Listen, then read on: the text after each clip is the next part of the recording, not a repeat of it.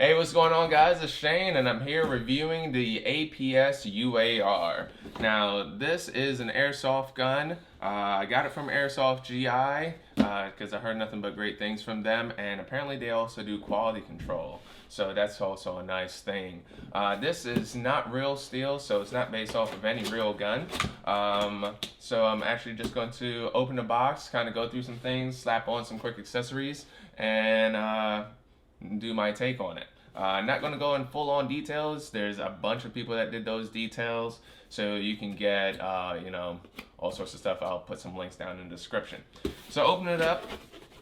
Comes in a nice box here. Nice graphics. The gun actually comes in an eggshell style packaging, so nice and secure. Just going to throw that to the side. And then here's your gun.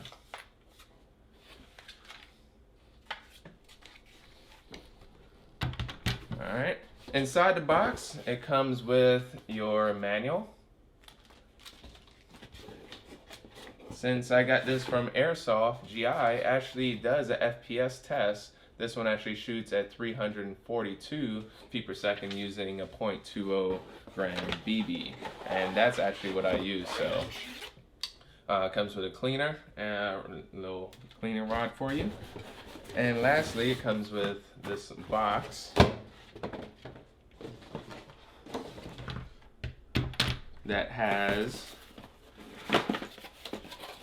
a mag, a secondary spring, because one thing about this UAR is that I like doing CQB. So the CQB place that I go to has a maximum FPS of 330, since you can actually shoot the person almost point blank.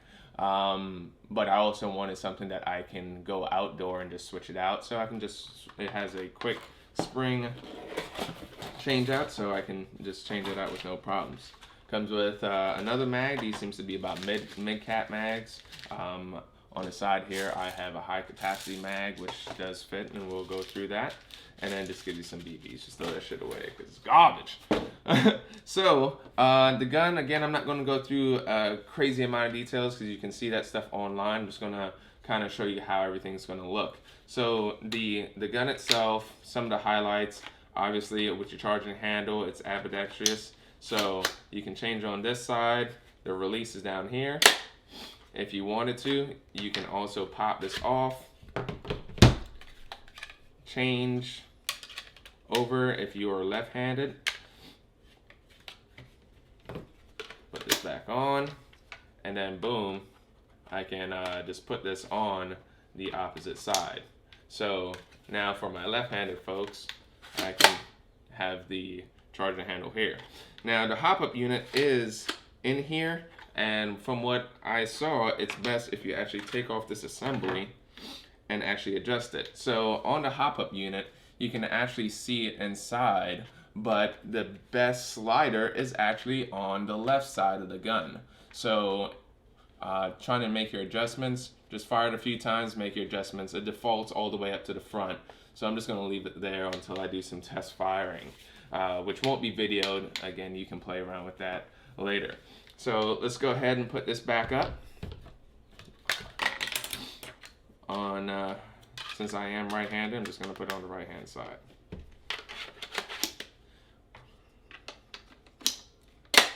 Okay, so as far as taking out the spring, you are going to need an Allen key. So you can grab your biggest Allen key, which is normally about an 8mm. There's one pin here just to push that out, pull out. It does have a little spring on it, so be mindful that is going to come out on the other side. Now in here, you have your quick detach. So all you have to do is just pop that in, push down, twist. Only twist about, from 12 to 3 o'clock, and then pop it out. Not going to go through that because it's fairly simple, but I want to get on to some other things. Just matching up the same sides, it doesn't really matter. But this actually holds everything on. Now, the part that's a pain in the ass to me was the battery compartment.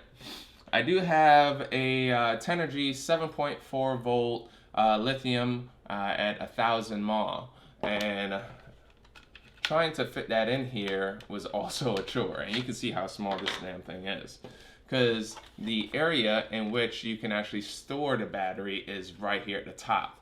Now, this is the version 1. Version 2, apparently you can now house the stuff in the rear, which has enough room to actually put, you know, even a 16 mAh battery lithium 7.4 in the rear.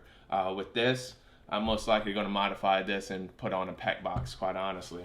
Because in order to put this in, you have to reach down, get your cord. I'm already fully charged. And you're going to have to push this guy in all as far as you can, and then also push the cables down. Now, the cables on the battery itself is soft, but the one on the from the gun is a little bit harder, so I don't trust that in the sense of fatigue. Later on fatigue, I just think that it's going to break. So I'm kind of skeptical of it. I'm going to most likely end up putting a pack box on the outside and just changing the battery right here. You will have to kind of hack the gun up a little bit by dremeling out this area in order to get it in. I'll try and do a review when I do all that and I get all that stuff, which won't be anytime soon because I do CQB, which all I'm going to need is semi, you know, and I'm not going to most likely use that entire charge right now. So the other things obviously is just the select fire. You have your safety, you have your full auto, and then you have your single. So the trigger pull is actually pretty darn far. So you have to pull all the way down in order to get that trigger pull. Even resetting it, you have to go all the way out. So rapid fire, that's about as fast as you can go. With auto, that's as fast as you're gonna go with this 1000 mAh 7.4. So it's decent. Again, it's for CQB. I'm gonna be doing semi-auto about 95% of the time, so that works out fine with me. It does come with a tight bore, so accuracy is immaculate coming out the box, and you know, for the price. A lot of times these guns don't come with a tight bore, so the range is limited as far as accuracy. Now, everybody's whining about where the controls are for here, because you cannot get to everything, you know, if you're just like this. So you can't do it with your index finger all the time, and it's pretty darn sturdy. So what I tend to do is just, hey, it's ambidextrous. Why not just come over here and use my non-dominant hand? I'm still on sight. I'm still shouldered. So it boom, boom, boom, switch it over, you know, however I want. So I don't see why people are whining so much about it. Just change your damn style. Okay, quick releases are right here. I'm gonna grab one of the mags, pop that guy in, and one thing that's nice, it's spring loaded. So whether I use this on the left, right, or left, right, and then it also has another release down here, which I will never use. Why? Because since this, my finger's already here, I'm not pulling the trigger. Pop this down, grab my other guy, good to go. You know, it holds nice and solid. One of the other mags that I do have is this guy right here. I believe this is a G&G high cap, and this holds on very nice and sturdy, no issues whatsoever. Pops down also.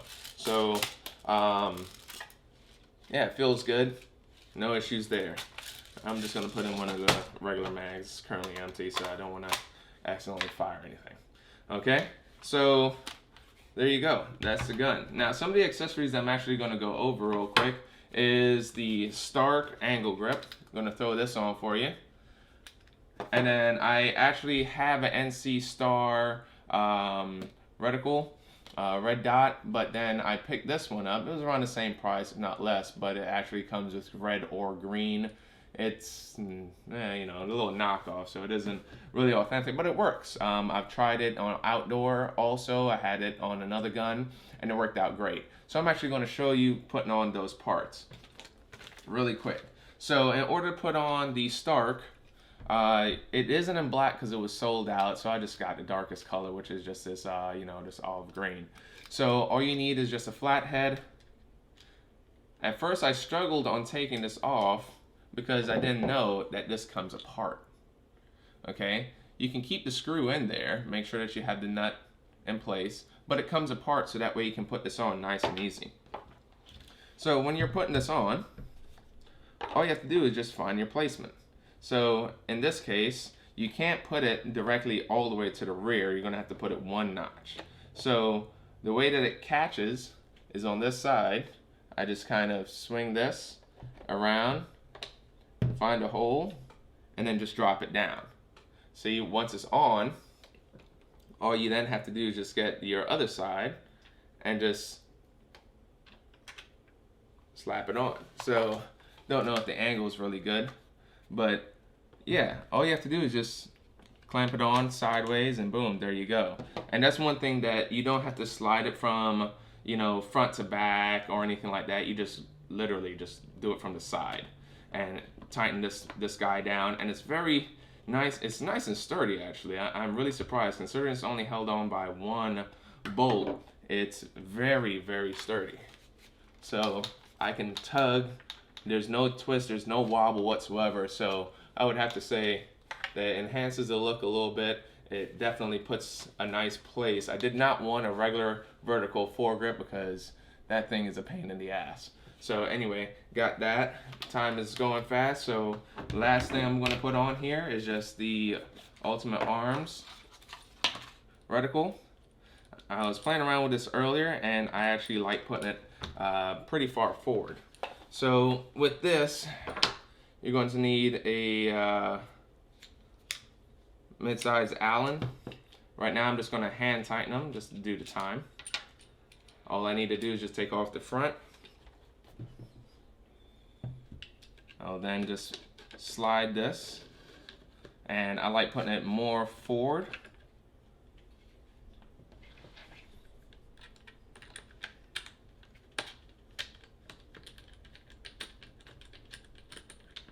And again, I'm just going to do this hand tight so that way I can get some time going here.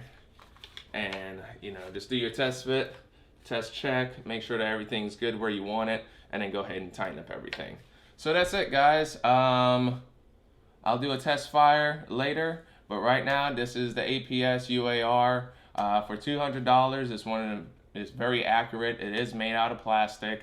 The weight balance on it is pretty good. But it is rearward, so you can see where my rear hand is placed. This is where all the balance is, even with all the accessories, so it's just barely falling. So that's it, guys. Hopefully you do like the item.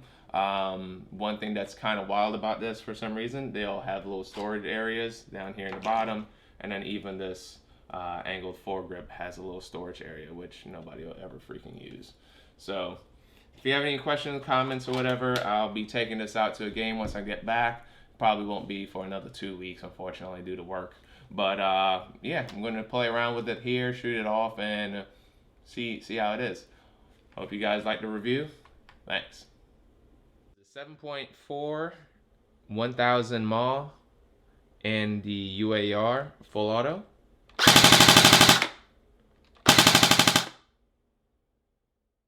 This is the Echo 1 P90 with the 7.4 thousand mAh full auto.